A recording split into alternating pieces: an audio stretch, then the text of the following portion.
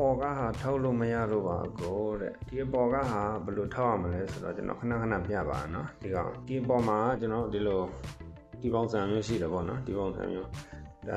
ကျွန်တော်တို့ဒီကောင်ကိုကလော်ထုတ်လိုက်ရင်သူကထွက်သွားမှာနော်ဒါကျွန်တော်ပြပေးတာပေါ့နော်သူထည့်ထားတဲ့ပုံစံဒီမှာကလစ်ရှိတယ်ကျွန်တော်ဒီမှာပုတ်လက်အပြားလေးနဲ့ကျွန်တော်ဒီကြားထဲကိုကျွန်တော်နည်းနည်းဟပြီးတော့ကျွန်တော်ဆွဲထုတ်လိုက်ရတယ်နော်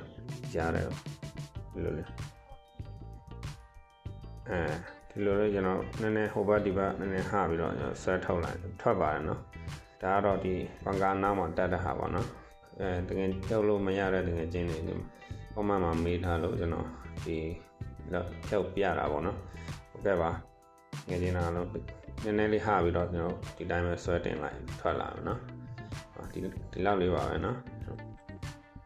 ဒီလောက်လေးပါ